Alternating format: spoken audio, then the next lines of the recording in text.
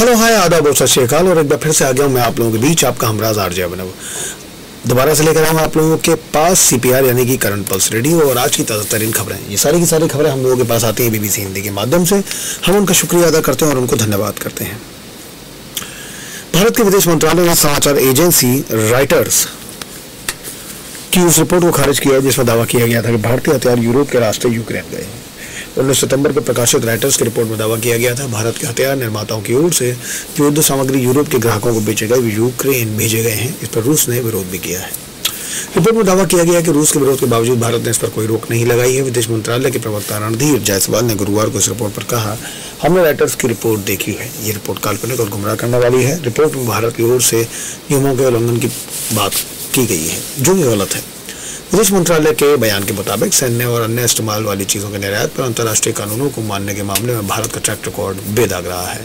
भारत अपना सैन्य निर्यात हथियारों के प्रसार के मामले में तय अंतर्राष्ट्रीय जिम्मेदारियों और सर्टिफिकेशन को ध्यान में रखकर करता है। रॉयटर्स की रिपोर्ट में क्या दावे किए गए? रॉयटर्स ने अपनी रिपोर्ट में दावे 11 भारतीय, यूरोपीय और डिफेंस इंडस्ट्रीज से जुड़े हुए अधिकारियों से हुई बातचीत के आधार पर किए हैं। रिपोर्ट में सूत्रों के हवाले से दावा किया गया है कि रूस के खिलाफ यूक्रेन के डिफेंस को इस तरह से समर्थन 1 साल से ज़्यादा वक्त से दिया जा रहा है। भारत में हथियारों के निर्यात के मामले में नियम ये है कि जिसकी बिक्री की जा रही है वही उसका इस्तेमाल करेगा। अगर नियम नहीं माना गया या किसी को अवैध रूप से बेचा गया तो बिक्री बंद की जा सकती है। 3 भारतीय अधिकारियों ने रॉयटर्स से कहा कि रूस की ओर से ये मुद्दा 2 बार उठाया गया है। रॉयटर्स की रिपोर्ट के मुताबिक जुलाई में जब भारतीय विदेश मंत्री एस जयशंकर और रूसी विदेश मंत्री सर्गेई लावरोव मिले थे तब भी इस मुद्दे पर बात हुई थी। भारतीय विदेश मंत्रालय ने इस रिपोर्ट में किए गए दावों को खारिज किया है, मगर रूस और भारत के रक्षा मंत्रालय की ओर से रॉयटर्स के पूछे सवालों का जवाब नहीं दिया गया है। जनवरी 2024 में जायसवाल ने कहा था कि भारत ने आर्टिलरी शेल्स यूक्रेन न भेजे हैं और न बेचे हैं।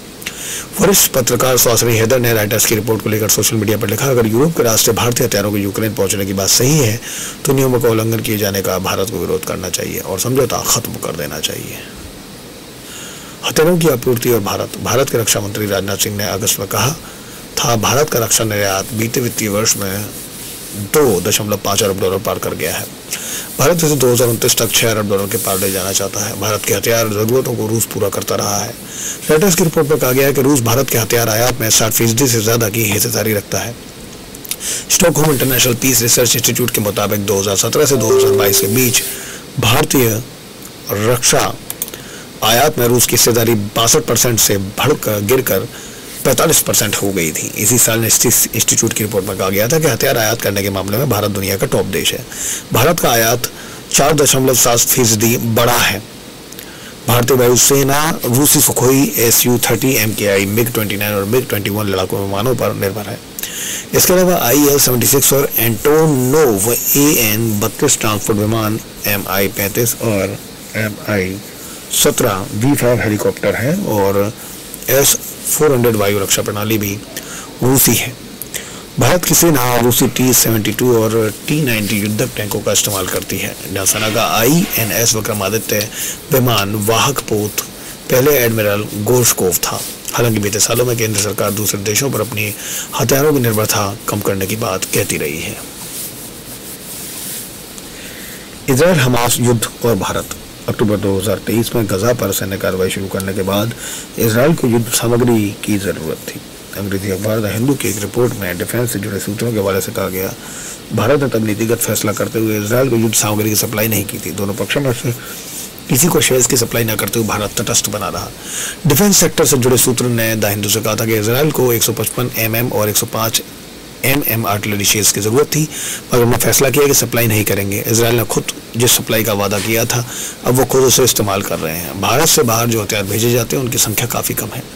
भारत को रूस से भी जो हथियारों की सप्लाई मिलती थी वो भी अब युद्ध के कारण प्रभावित हुई है।